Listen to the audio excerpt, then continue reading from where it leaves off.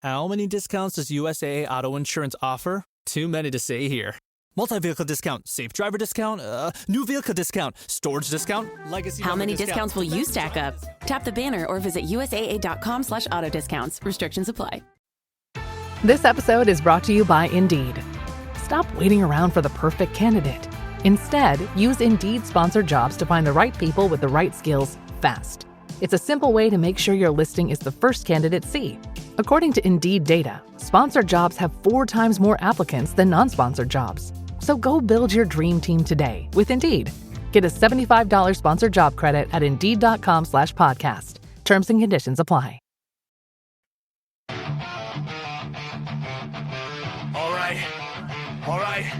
All right.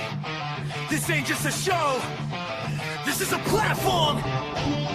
Veteran built, battle tested. Welcome to the MisFitNation. Yeah!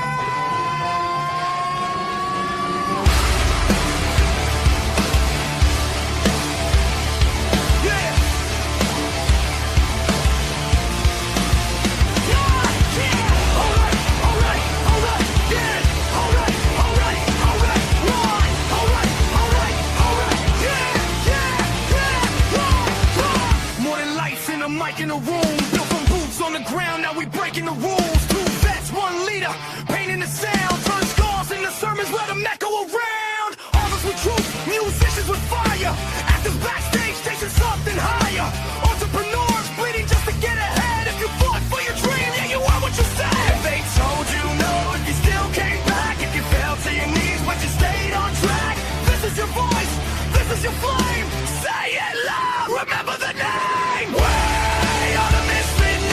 No salvation, just elevation. We rise again. From the fight, to the end. We are the Misfit Nation. No damn labels, no damn cages. If you're still breathing, you belong. Turn it up, this is our song. Yeah, this is our song. Yeah. Veterans standing with ghosts in the chest. First responders running in while the world second guess. Gold star names carved deep in the soul. Your story ain't over, we carry the whole. Coaches teaching mindset, breaking the chains, turning barely alive into owning the pain.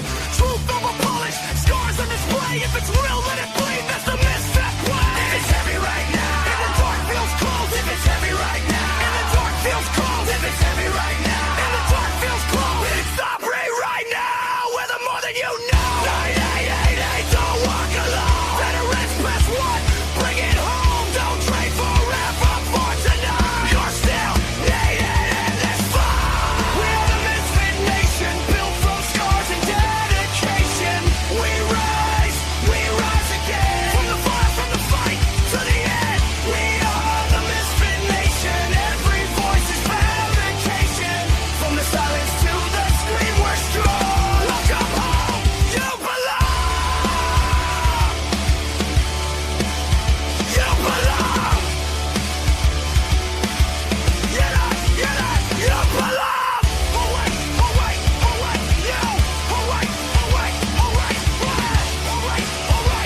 wait, you belong. Woo! Welcome back to the Misfit Nation and the Sunday after dinner edition. I hope you're having a great weekend. I hope you're one of the probably 1.2% that still has a full bracket in the NCAAs. There's not many of you left. As the attrition rates go up, the brackets go down. Today in NASCAR, Tyler Reddick did it again.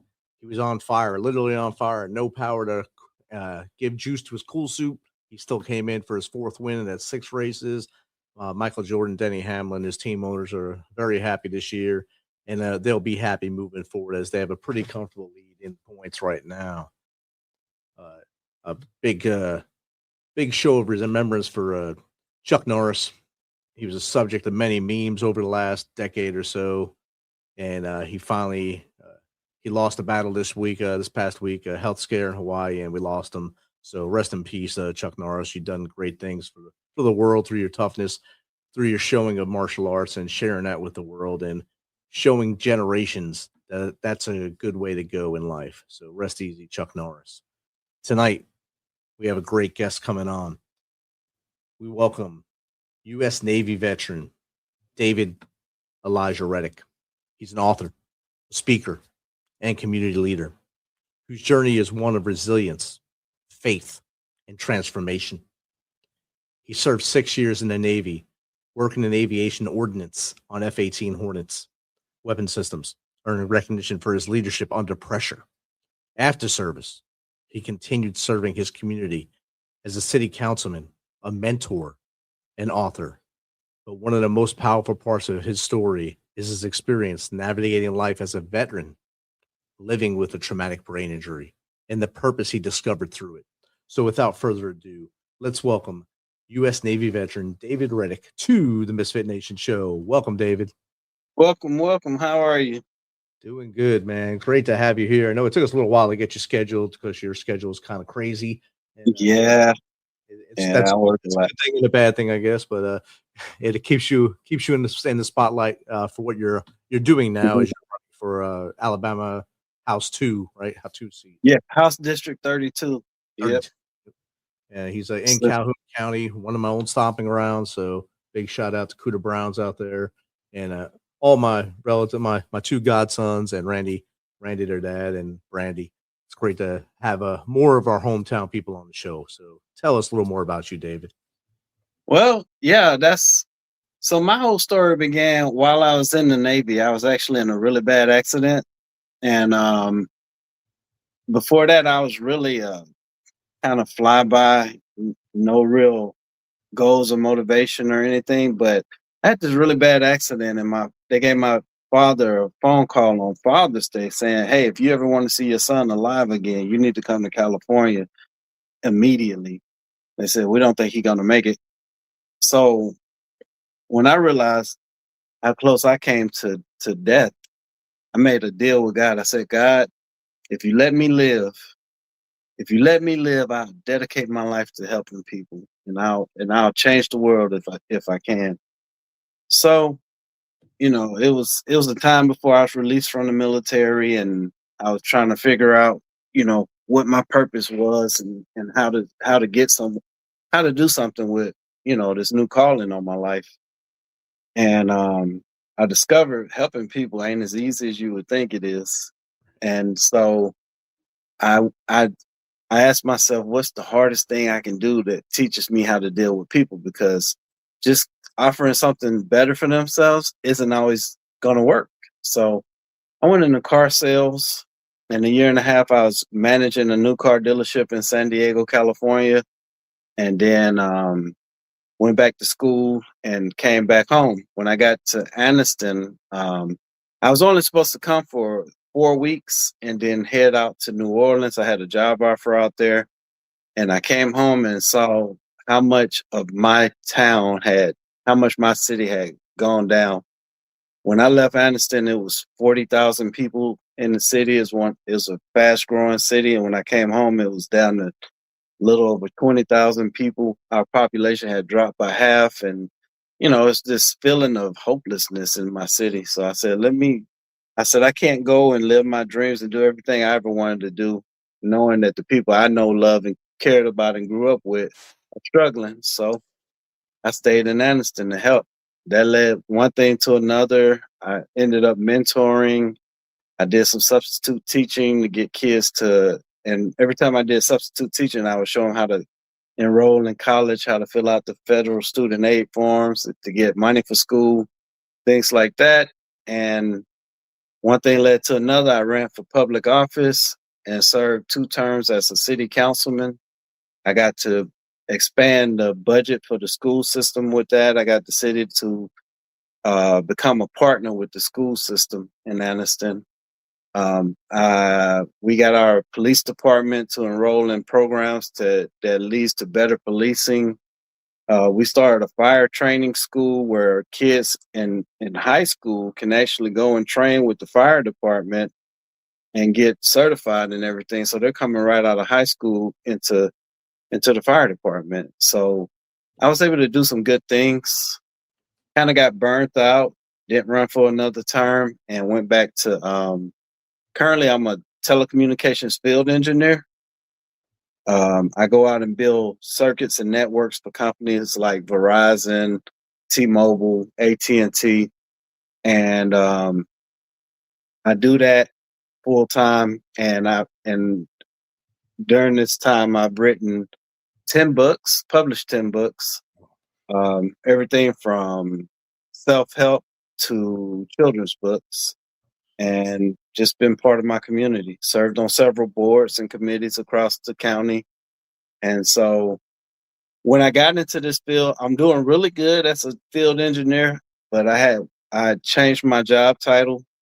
It's very lucrative being a full-time field engineer, but I felt like I'm not keeping my promise to my God by just simply going out and making money and not doing what I've been doing is directly helping people. So I'm running for public office again, and changed my job title, and now that's what I'm doing, trying to make a difference. That's outstanding, and it's a long ride for you too. What year did you leave Anniston when it was at the 40,000?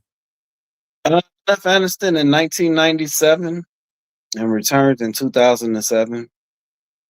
Yeah, so as Yep. you left, McClellan closed, and that kind of added a lot to that loss Yeah. of people, because a lot of those Absolutely. veterans that were living there, a lot of the soldiers that were living there, they kind of went to Fort Leonard Wood or wherever they went at that point.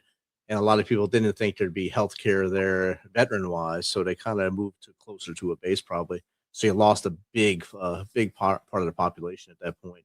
And a lot of things Absolutely. changed rapidly. And I know I got back there in 2097. I was on Fort McClellan for my basic non-commissioned officer course. So I Mhm. was there just before it closed.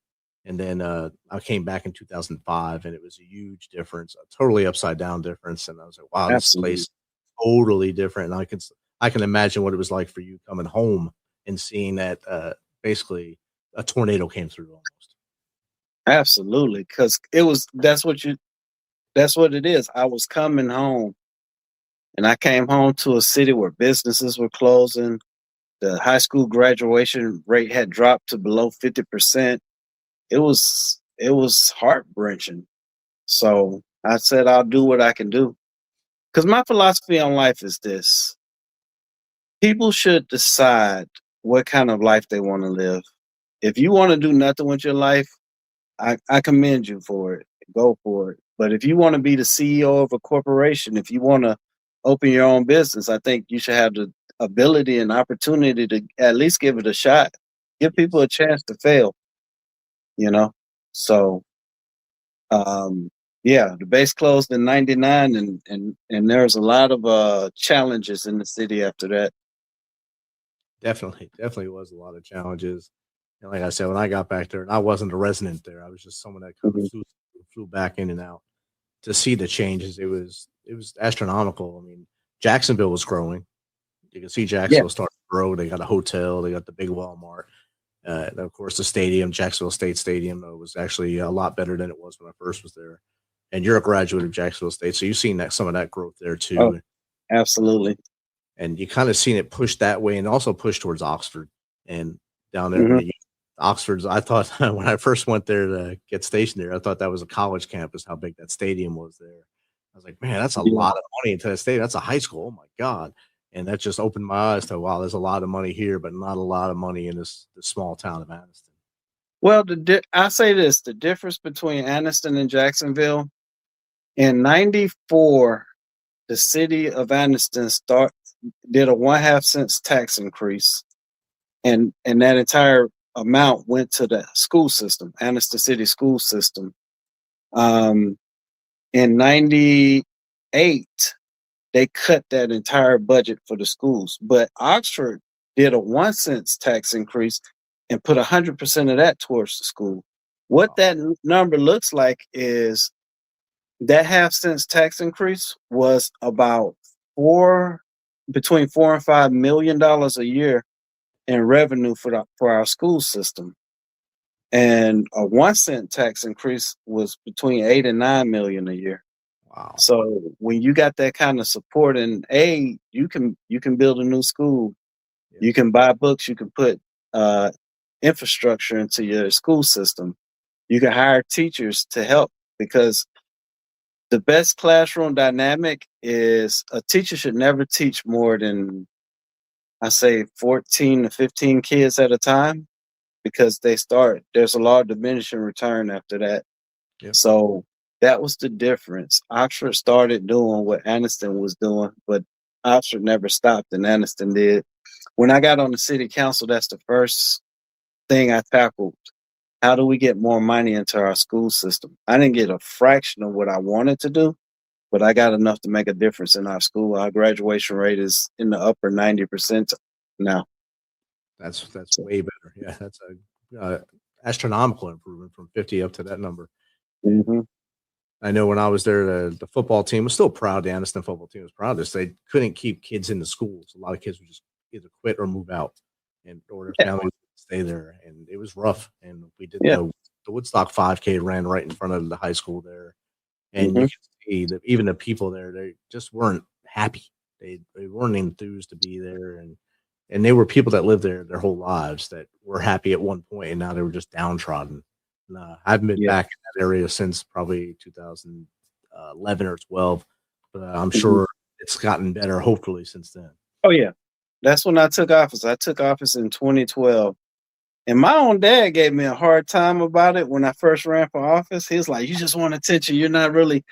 And after I took office, and after he saw my behavior and my commitment to what I was trying to do, my dad came back to me and was like, you know what? He said, you came to this city and started a movement. It's like, what do you mean? He said, people were just accepting whatever life was throwing at them. He said, now we know that there's options. We know we don't have to be treated any kind of way by the police. You made the police department start saying yes, sir, and no, sir to us and things like that. He said, you started a movement. So now we know what to expect from people. We know what political office means and what to hold you guys accountable for. He said, you started a movement. And that's one thing I liked, accountability. Go ahead, I'm sorry. And at first he was the one saying, you're just doing it to get the likes, get the pictures out there. Yeah, he said, you just want attention. I was like, Pops, I said, I get plenty of attention. When I was good. Yeah. So when I lived in California, I actually used to travel with the gospel artist, gospel legend Andre Crouch. And when I was with him, we did everything together. I was at his house every other weekend. And I had several offers to be in television shows, to be guest stars in movies and things like that. I always turned them down because I always said, if I ever go home, I don't want people starstruck by me. I want to be able to walk through Walmart or the mall and not get stopped every 5 minutes. So I had a buddy who had the same offer in Atlanta. I said, go do it. Go ahead.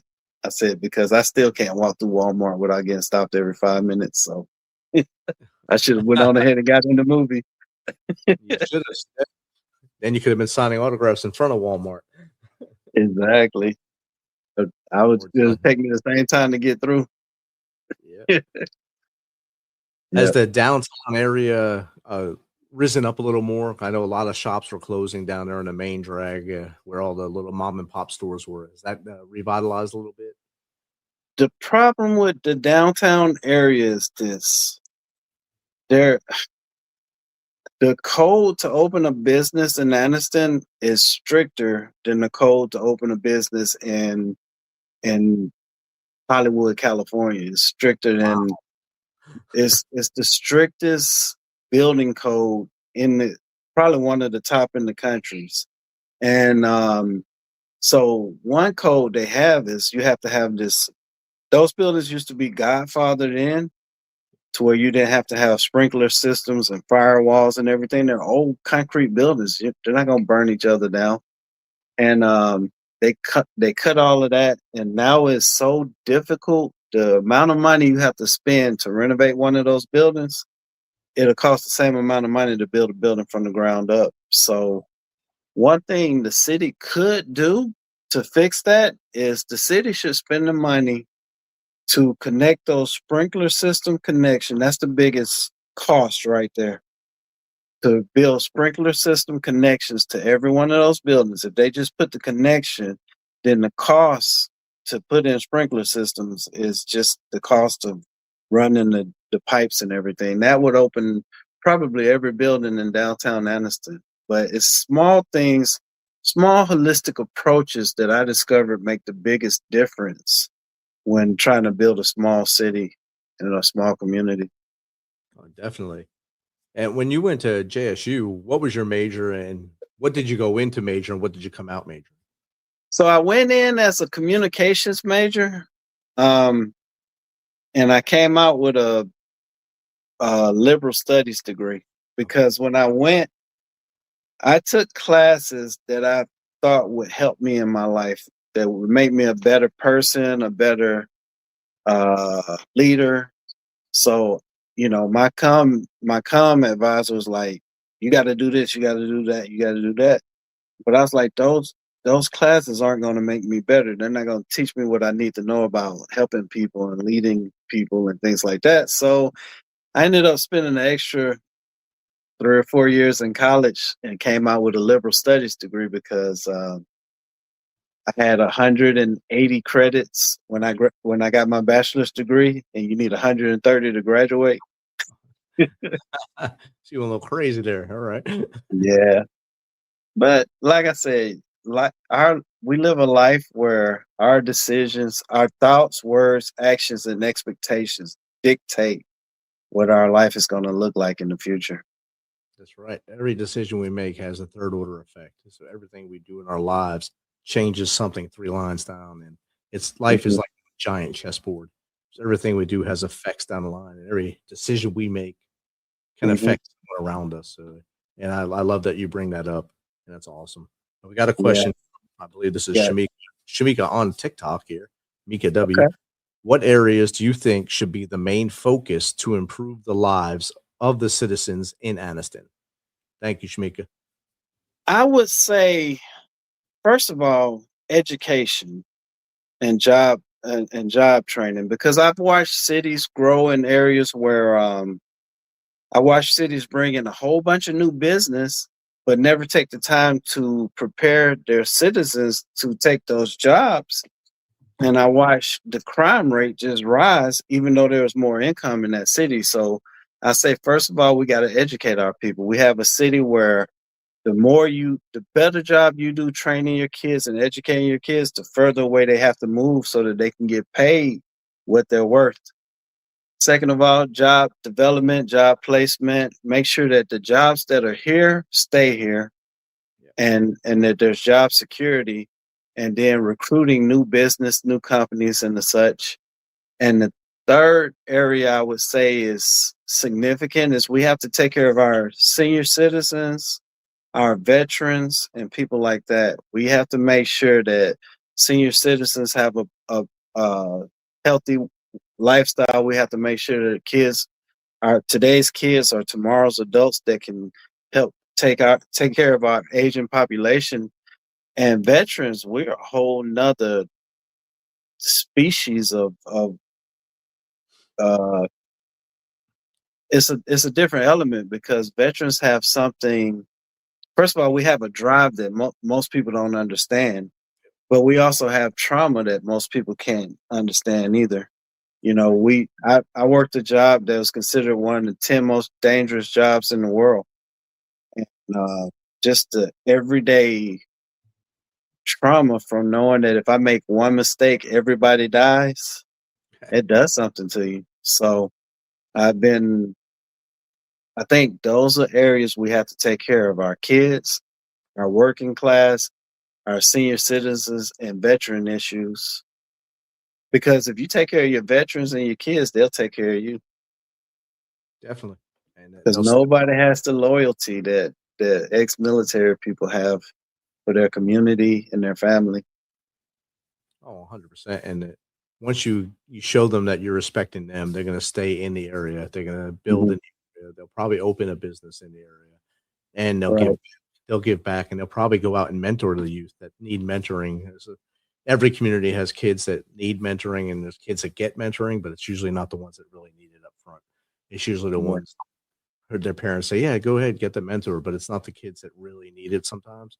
And a veteran will go in and sit with those at-risk youth and sit there and talk A lot of veterans didn't start off great, and a lot of them come from wealthy homes or the best neighborhoods, so they know a lot of bad things in life, and they've seen a lot of bad things in their career, and it can tell them the things they can do to be better people. Absolutely, because I was one of those veterans. Like I barely made it through high school. I think I had a 2.3 GPA. That's And pretty that's good. because I took a lot of shop classes. There we go. But when I was in school, I spent my first 2 years on the dean's list when I got to college. It was a different thing. But yeah, and like you say, mentoring is major important. What I would do, I mentored at my alma mater elementary school, Randolph Park. And when I first got to Anniston, what the principal would do is she would go to a couple classes, take the kid that's at the bottom of the class in a certain area, like math or science or whatever they were struggling with. And I would sit with the kid a couple of times a month and just work with them. And a lot of these kids went from the bottom of their class in these subjects to the top of their class in one school year.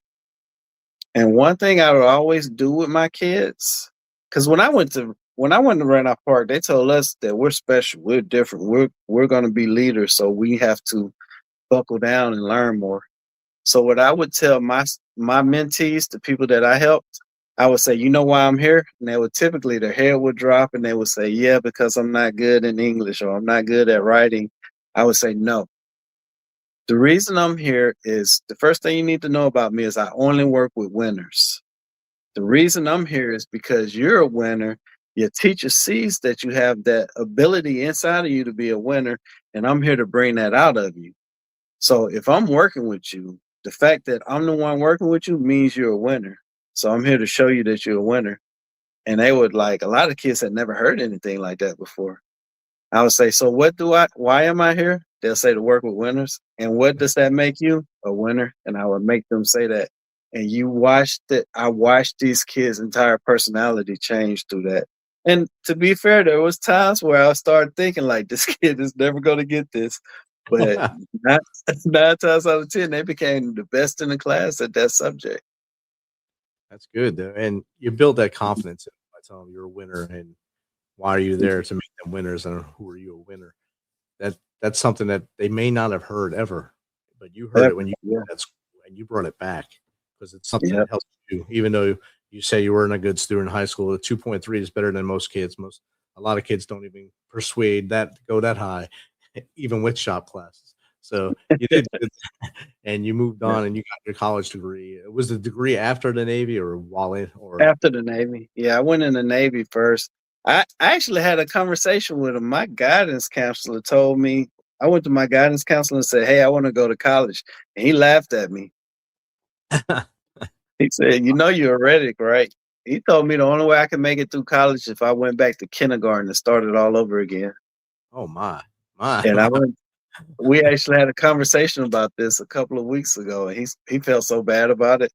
I said, I just want you to know when I did go back to college, I was on the dean's list most of the time. I was an A student. Yeah. But yeah, and it's my goal in life to make sure that no kid ever hears something like that again. I don't think an adult should ever say something like that to a kid, even as a joke.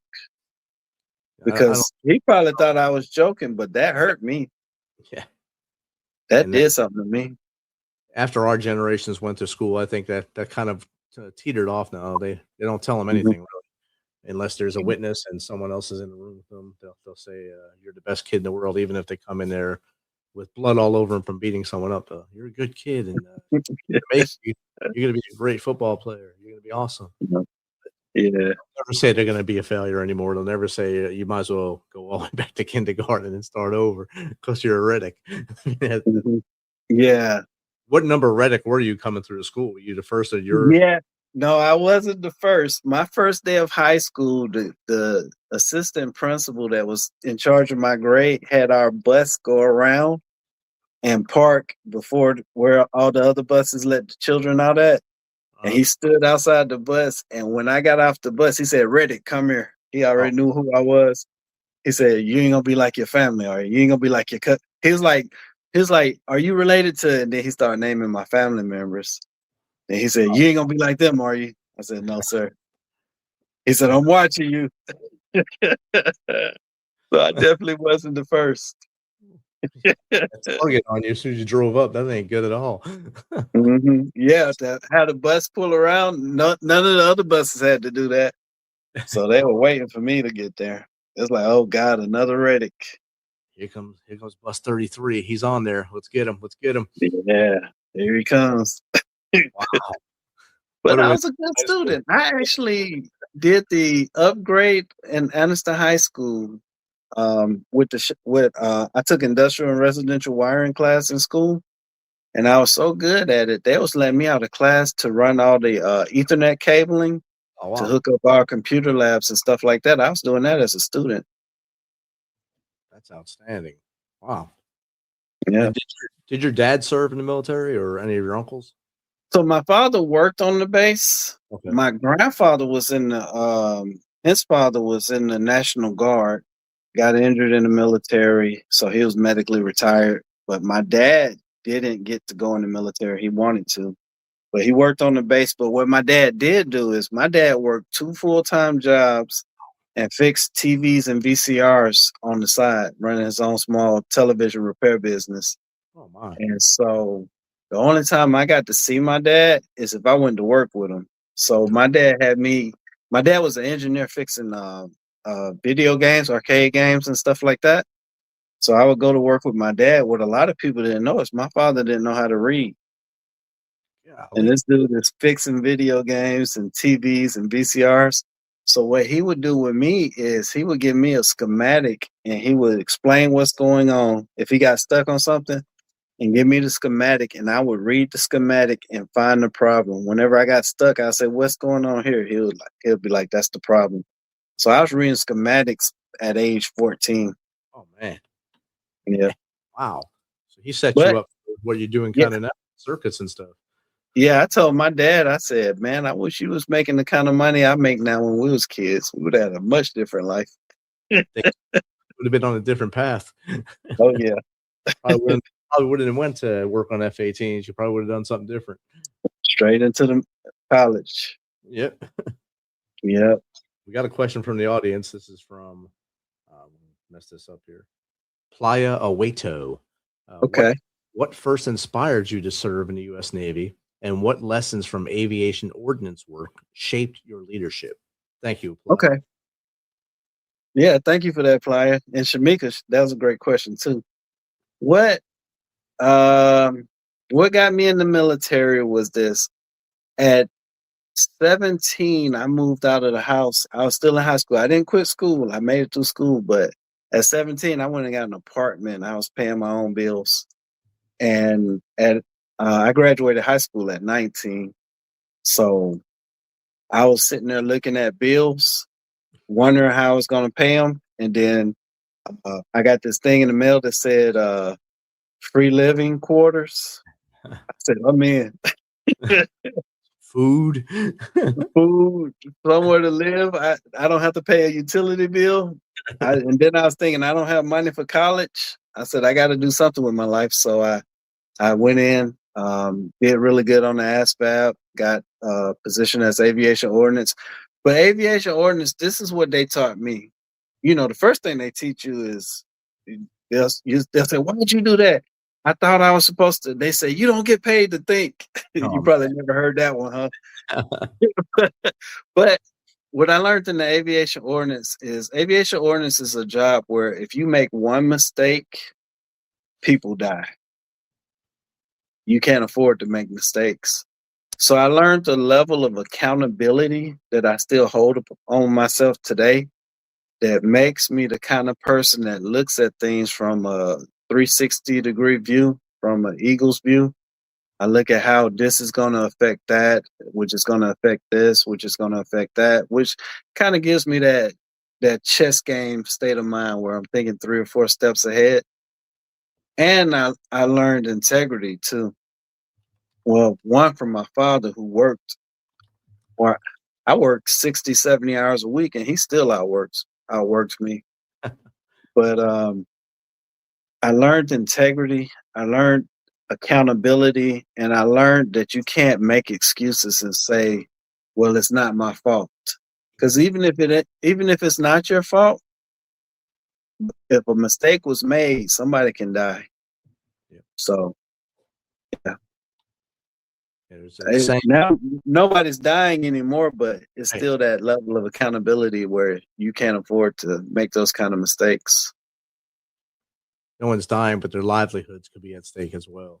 Absolutely. And you, And like I was saying, like my job was supposed to be one of the 10 most dangerous jobs in the world. I think it was nothing compared to leadership. I think God holds leaders, people like preachers, school teachers, police officers, politicians. I think God holds us to a different standard. I think God looks at our life at the end, and not only does he look at how we behaved and how we treated our family, friends, and loved ones, he looks at how our decisions impacted the people that we led, and he holds us accountable to the results of other people, not because of the decisions they made, but because of how our leadership put them in a role that leads them in their lives. And if our leadership decisions made their life better, I think we get rewarded. And if our leadership decisions made their life harder, I think God holds us accountable in eternal life. oh, definitely. And you were saying about one mistake could end it in the ordnance world. That it goes. To, EOD has a saying: initial success or total failure. And Oh yeah, either defuse the bomb or you become the bomb. because Success or total failure.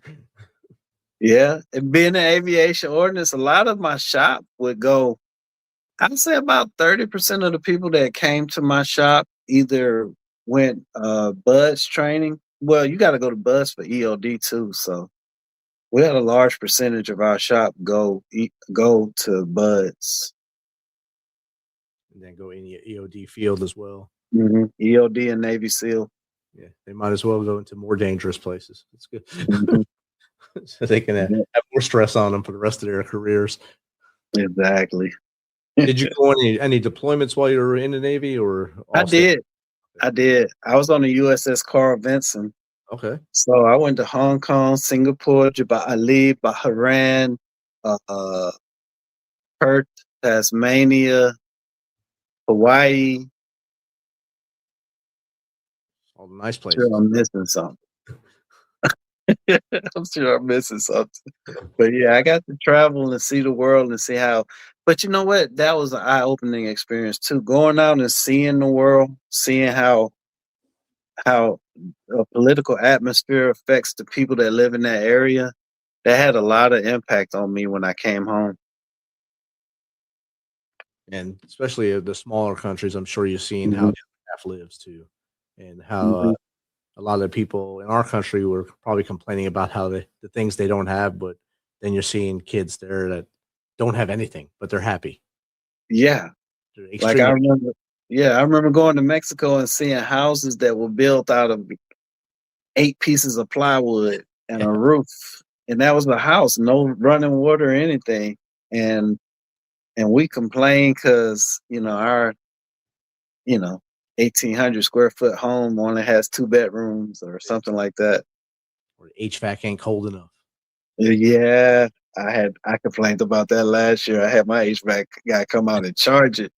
Oh man. Yeah. Most of them barely have a fan in Mexico or Central America. Even they barely have a fan in their houses. So. Oh yeah. So you see the flip side of things, and when you come back, you're like, maybe we don't have it that bad.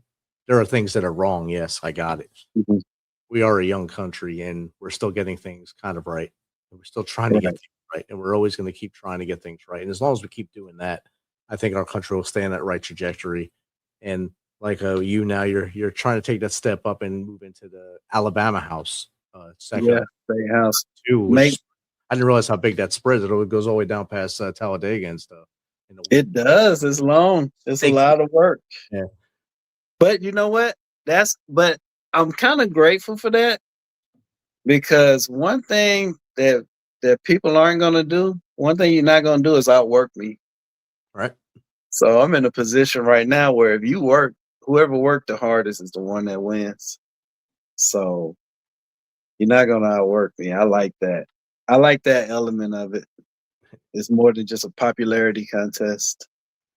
It's a lot of time on the road, probably, but yeah, it's probably worth it because you get to try the mom and pop restaurants along the way, hang out with local people, see what's going on in their communities, and maybe come up with the idea how you can sit with them and make it better. Mhm. Yeah, and that's one thing I do is when I was on the city council, when I was a councilman, I held regular meetings. I called them ward meetings, Ward 2 meetings, because that's what my district was called, Ward 2. I held regular Ward 2 meetings. And in those meetings, never had a meeting, never let my meeting last more than an hour. I'm strict on that. Start on time, end on time.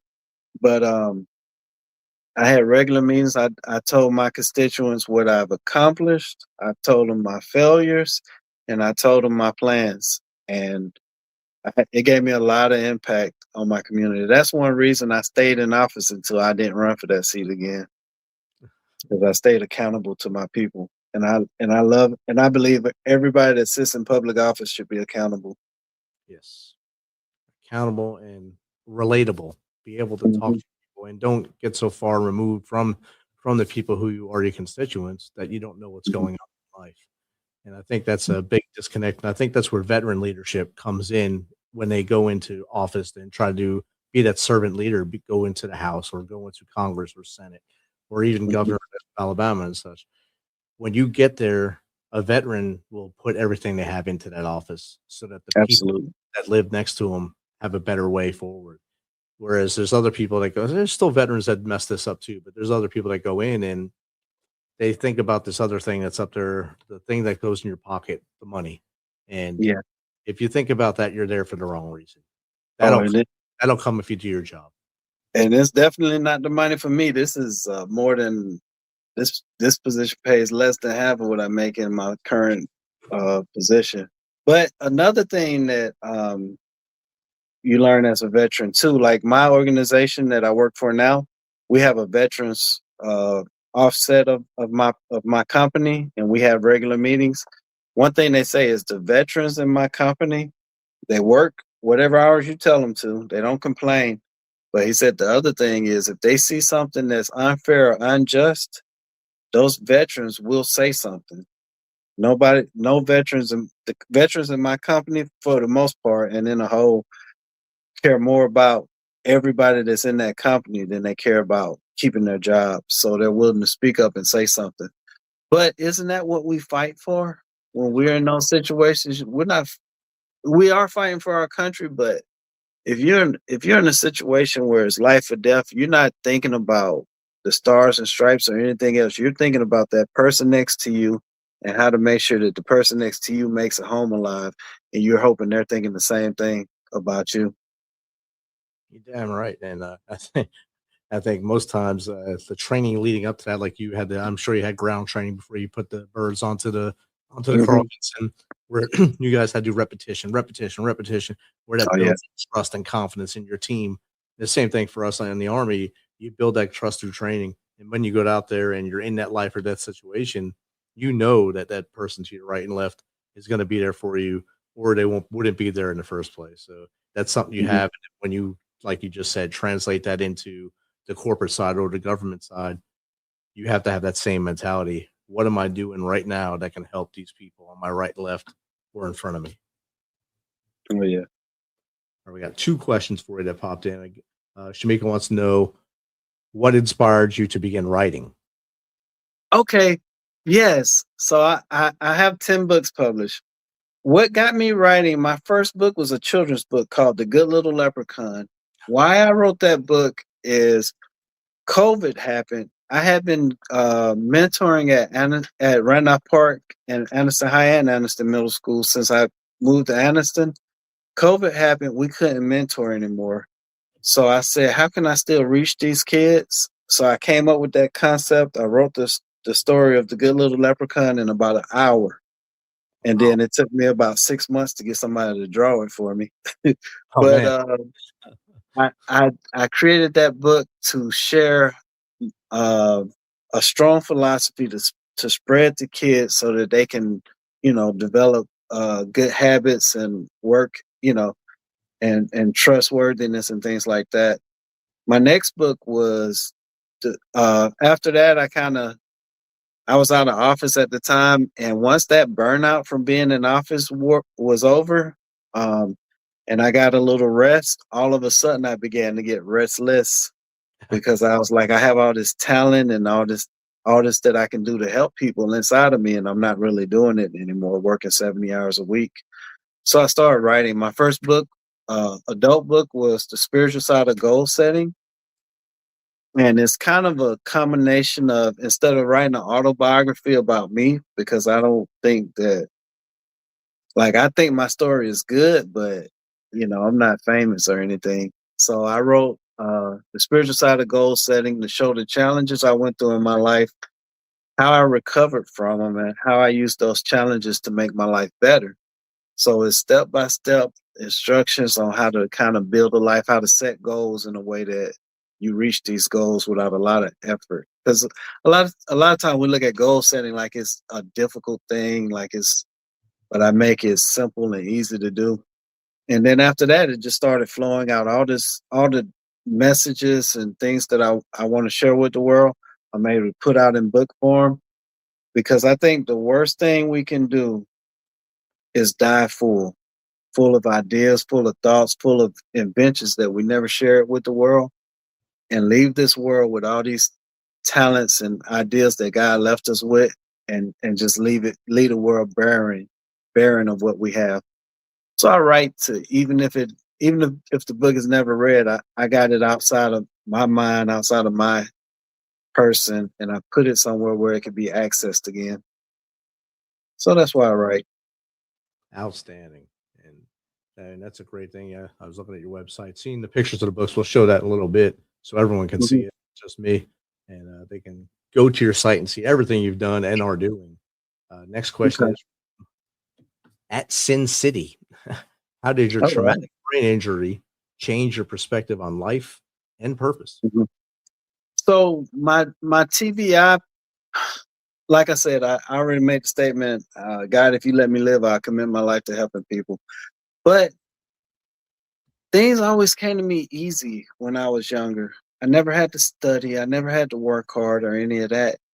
When I had after my TBI, I found myself, I remember when I first went back to work, I was still active duty at the time. So I remember when they first put me back at a duty station, I remember waking up thinking, okay, let me get ready for work. I'm thinking it's 8:00 in the morning or 7:00 in the morning, whenever I was supposed to be on my shift.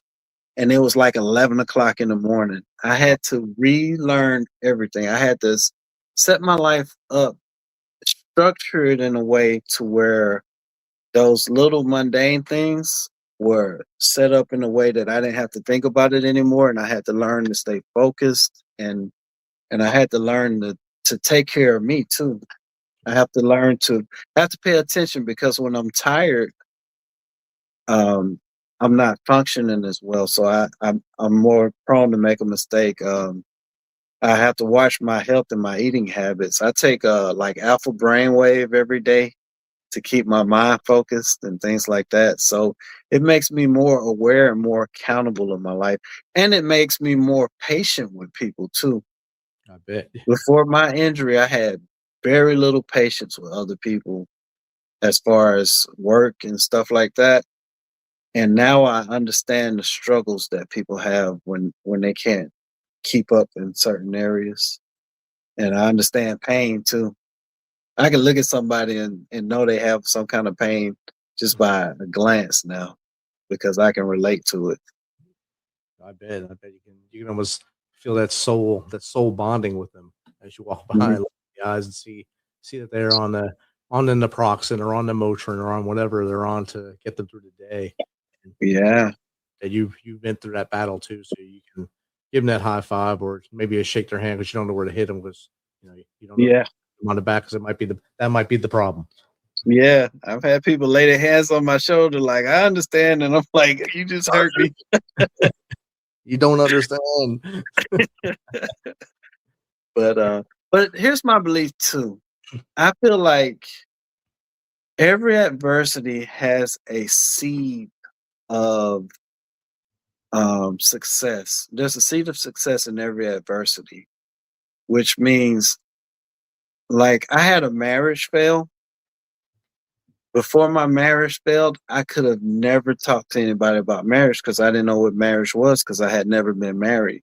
Right. So it made me a better man, it made me a better person in relationships and everything else. So I look at my life and the challenges I've had, the things that a lot of people kind of stick their head in the ground over. I use it now as stepping stones. Yep. Because life has these challenges that come to you that's like giant boulders, and they feel like they're falling on you to crush you into a fine powder. And it's what people do with those boulders. Some people take those boulders and build a wall to keep from ever being hurt again, but they find themselves trapped in that emotion. Other people take those same boulders, lay them out one ahead of the other, and create a stepping stone to greatness, a bridge to success. And I think it's what we do with our challenges is what makes us who we become. And the harder your life has been, the greater your opportunity is. 100%. And I tell people this all the time. It doesn't matter how many times you fall, how many times you get knocked down, how many times you run into that wall with your business. It's what you do next that they judge you by. If you stay down and say, "Woe is me," that's who you are to them. If you come up with tenacity and start fighting again, that's who you are, and that's what you're supposed to be. Absolutely. I'll take one last question from the audience, and we'll start wrapping this up, get you back to the warm Alabama night. This is from at Very Close Vein. What advice would you give to veterans who feel like they've lost direction after service? Great question. After service, first of all, find somebody you could talk to. A veteran, I find as a veteran, you can talk to a therapist or anybody else, but if you can find another veteran, they can relate to you better because they've been in that foxhole. Even if it ain't the same service, even if it ain't the same kind of foxhole, I say first of all, find somebody to talk to. Second, I would say look at your life, ask yourself this question, and it ain't always easy to answer, but ask yourself, what good can come from this? Ask yourself that question. What good can come from this? And then when it feels like there's nothing else you can do, when you feel like you've gone as far as you can, make this statement. And it came to pass. Because everything that comes in our life is going to pass. This too shall pass. If you're at the top of the mountain, this too shall pass. And if you're at the bottom of the valley, this too shall pass. If you're going through hell, you keep going, because if you stop, you're stuck there. So know your goal, know what you want to accomplish. Ask yourself, what good can come from this? And understand that it's not forever. It doesn't last always. Great answer. And I like that. If you're going through hell, just keep on going. I wish they wrote a song about that. I think they have. There's probably about 70 country songs about that you can listen to, and rock songs, and probably some good hip hop or pop songs that kind of say that, but in different ways. But someone says it and it's out there. Just keep pushing, keep on pushing, and show up when you get there. Yeah. Keep on pushing. There you go. Yeah, I got you singing. Curtis Mayfield. So, David, we talked about a lot of things tonight. A lot of things about David. A lot of things about what you're looking to do. What's the best way to get in contact with you? What's the best what? Way to get in contact with you? Oh, you go on my website. If you leave a message, I'll get it. DavidEReddick.com. You can find me on Facebook, David E. Reddick. My Instagram is David_E.Reddick. Yeah, we're showing you. Or just Google right me. Yeah, that's me. There's his. That's a good headshot picture there. Good professional picture. Mm-hmm. Then you got your books here. homepage for us, links to everything, events, and your blog. So it's good website. Make sure you check them out at davidreddick.com. The screen, it's going across the screen. DavidEReddick.com. Okay, David E. Reddick. It's going across the bottom of the screen right now. It's Yeah, in I the see it. chat That's a few good. times. So, so it's been great having you on here, and I'm glad that you're another veteran that's taking that challenge and stepping up into the arena, putting your name in the arena, and letting people know that you want to make things better for your community. And that's something I think a lot more veterans need to do, and take that challenge and take that step up, not a step back, and keep pushing forward. All right. All right. And last question I have for you, David. This one's hard. This one's real hard for you. What's 3 things our audience, the Misfit Nation, can start doing tomorrow to be better people?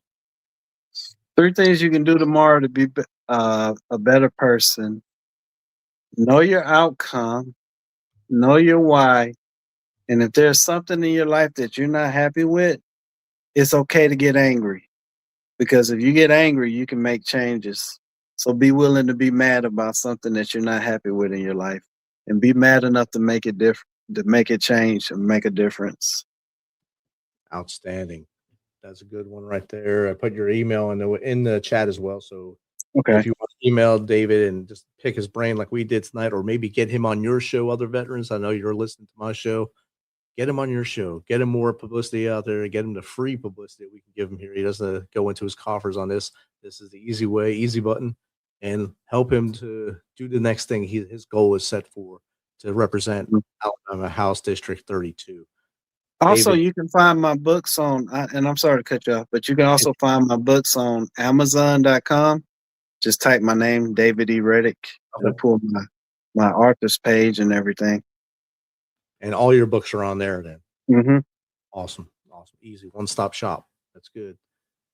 David, again, thank you for taking some of your time tonight to hang out with the Misfit Nation and share your incredible journey of your past, your near future, your near present, and your future, and what you've done for your city of Anniston, my former hometown there.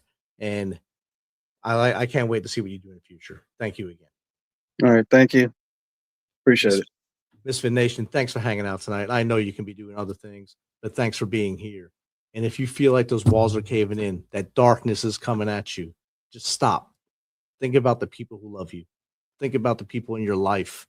Think about those 3 names on that 1-inch piece of paper I tell you to keep in your wallet. 3 names. Call them. Let them know what you're feeling. They'll say things like, "Don't do it, brother. Don't do it, sister. We need you here." Because a day tomorrow with you is 100% better than one without you. If you don't want to call them, dial 988, follow the prompts. If you don't want to talk to 988, contact us here at the Misfit Nation, info@themisfitnation.com, Steven@themisfitnation.com, or Jake@themisfitnation.com. We will get with you, and we'll keep you on the line until the next person closest to you can get you the help you need, and you stay with us. Until next time, be humble, stay hungry, and keep hustling.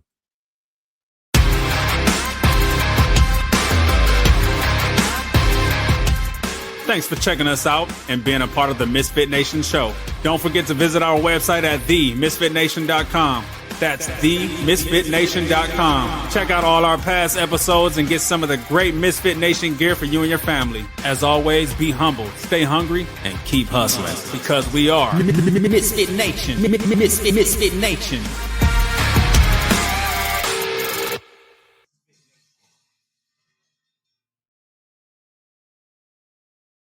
Think Verizon is expensive? Think again. Anyone can bring their AT&T or T-Mobile bill to a Verizon store today, and we'll give you a better deal. So bring us your bill. Walk in, run in, pogo stick in, teleport if you can. Ride on the back of a rollerblading yak, or fly in on the wings of a majestic falcon. Any way you can, bring your AT&T or T-Mobile bill to a Verizon store today, and we'll give you a better deal on the best network. Based on Root Metrics Best Overall Mobile Network Performance, U.S. Second Half 2025. All rights reserved. Must provide very recent postpaid consumer mobile bill in the name of the person redeeming the deal. Additional terms, conditions, and restrictions apply.